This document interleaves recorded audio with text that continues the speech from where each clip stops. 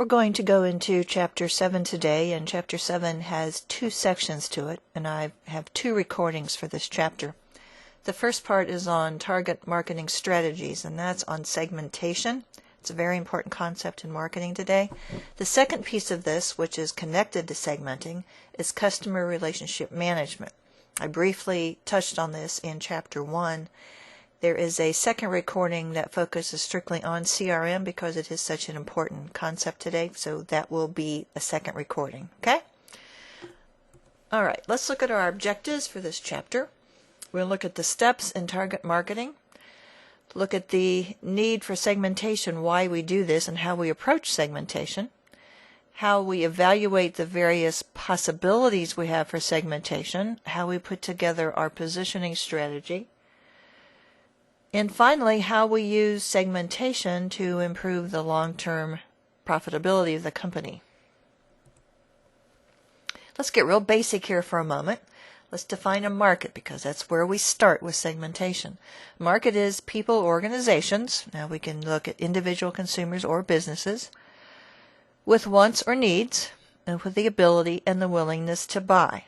Now, if there's an individual or a business that does not have all four of these pieces, then they are not a possibility for segmenting. Why do we segment? Well, it's very obvious why, because we want to use our resources more effectively and efficiently, and segmentation allows us to do that. If companies choose not to segment, which some do, then they have to differentiate their products from the competition. So you either segment or you differentiate. Some do both. But why do we segment? Well, because certain markets have certain wants and needs. Rarely would you find anybody in Miami, Florida who wants to buy snow tires unless they're driving up into Maine or Canada or something in the winter. So different markets have different needs, and segmentation allows you to identify those different needs and address them. These are the definitions involved in this, and these go sequentially. So first you do segmentation, then you do targeting, then you do positioning. Okay, the first is segmentation, and that's where you divide a market. Now we just defined a market into distinct groups of buyers who may or may not want your products or services. Second step is market targeting. The process of evaluating each of those markets up there in step 1 to their attractiveness to see if we should segment to them. Market positioning is putting together your marketing mix, your marketing plan for each of those segments.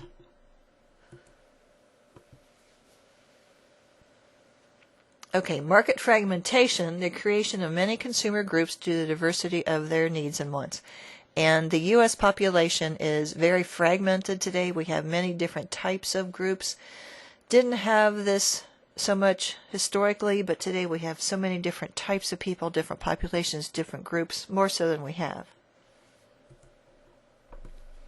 Okay, in order to segment, you have to have all 5 of these variables in existence. If you're missing any one of these in that group, then they cannot be a viable segment. Okay, first of all, is that the piece you're segmenting on, is that measurable? So is it size? Is it purchasing power? Is it gender? Is it geographic area? Is it some personality trait? But whatever you're segmenting on has to be measurable. Let me give you an example of segmentation recently. The Rajasthan College of Business was considering putting an MBA program in either Northern Dayton or Southern Dayton, or both. So we went through a lot of marketing research, and we found, now think about how you're going to segment for an MBA program. First of all, they have to have a bachelor's degree. Doesn't even make any difference what they have it in. So they have to have a bachelor's degree, they have to take their GMAT test, and they have to want an MBA. So all of that is very measurable. They either do or don't want it. They either have or have not taken their GMAT, and they have an undergrad or they don't. What we did was look and found that in Northern Dayton, there wasn't enough demand. Not enough. Well, first of all, the population is much smaller if you look north of Dayton, between Dayton and Toledo. Much smaller population base as it is south of Dayton. What we found that with South Dayton was a much more viable market. There were more people. They wanted an MBA. So that was where we ended up going. North Dayton also has our Lake Campus MBA, so that was fairly close anyway, so we didn't need to do North Dayton after we did our research. Okay, is the segment substantial? Do you have enough people or organizations in your segment to make it profitable? Are they accessible? Can you reach and serve them? Differential, they should respond differently to your marketing mix. For that particular MBA program, of course, we recruited differently. We actually went to companies in South Dayton, Northern Cincinnati to recruit for that. We priced it differently because we were going to have to rent facilities and so on and so forth, so our costs were higher. We also did promotion differently. The program itself, the product was differently because the companies in that part of North Dayton or South Dayton, Northern Cincinnati wanted us to focus on innovation and technology. So all the projects that the students did in classes are supposed to be based on that. So you can see that your marketing mix was very different. And actionable, can you attract and serve those segments? Now, how do we segment? These are the ways. First of all, you can do it geographically. Again, Miami, Florida, you probably don't want to sell snow tires. Demographics, you can do that on gender, you can do it on income, you can do it on occupation, all those sorts of demographics. Psychographics, that's combining demographics and various psychological and sociological variables. Harder to do, but it's doable. Benefits sought. Now remember, we've talked about we don't ever buy anything based upon features. We buy it for the benefits. If you remember, and you probably don't, when Cadillac brought out their CTS, and the commercial was Megan Fox. She was sitting in the driver's seat, and the camera was shooting through the passenger window. And she looked over very beautifully and looked in the camera and said, "When you turn your car on, does it return the favor?" Clearly that was promoting benefit sought. Okay, usage rate. This is something like Sam's Club or Costco where you can buy so much of any one thing, so you're buying more of it. So they certainly focus on segmenting based on usage rates. Okay, steps into segmenting a product. First, you choose your market for study. You choose the bases. It's going to be geographic, psychographic, and so on. Select the descriptors. If it's geographic, is it going to be northeastern Ohio? Profile and analyze the segments. Select your target markets and put together your marketing mix. And this could take a day or could take years, depending on what you're trying to do. Okay, segmented by demographics. Let's look at age and generational. Well, we have children, teens, tweens, and Generation Y. Certainly there are products for these groups. These are your younger populations. Here, we're becoming older now. We have our Generation X, the baby boomers, and older consumers. And I am one of those famous baby boomers. And companies are not addressing the needs for the baby boomers. Think about this generation I'm in. First of all, there are an awful lot of us. But we're also the wealthiest, healthiest, and best educated of any group that's gone through the United States and aged as a group. Gender.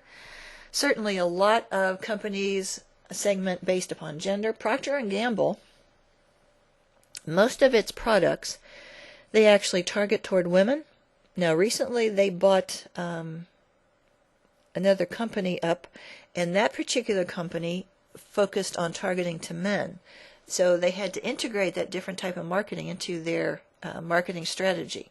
Metrosexual, that's a kind of urban show your soft side kind of guy.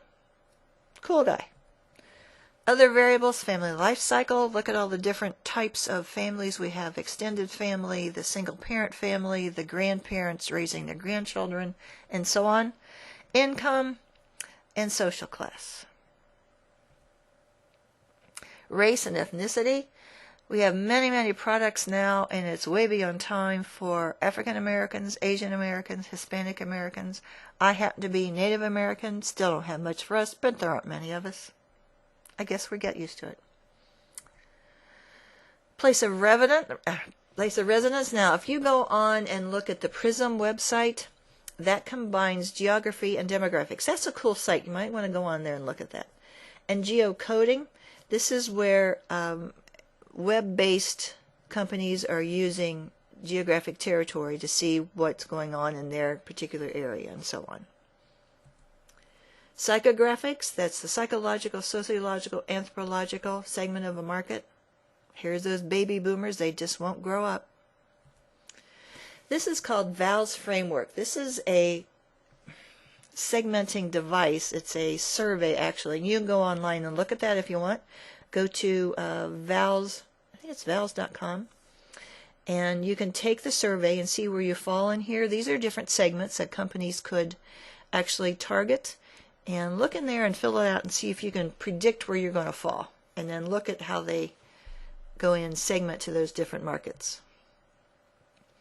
Psychographic niche markets, and again this could be a single characteristic. Psychographic, industry specific.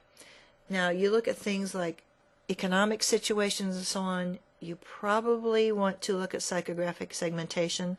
A lot of consumers changed their behavior in 2008 when we went to the recession, so you could segment differently based upon that psychographic dimension. Behavioral segmentation, how they act, how they feel, what they think about a product. The 80-20 rule, 20% of your users buy 80% of your products. This is a perceptual map. I don't like them. I don't think they work, but companies use them sometimes. What you look for in a perceptual map, and your book goes into describing these, so you might want to look at that carefully because you might want to be involved in this sometime.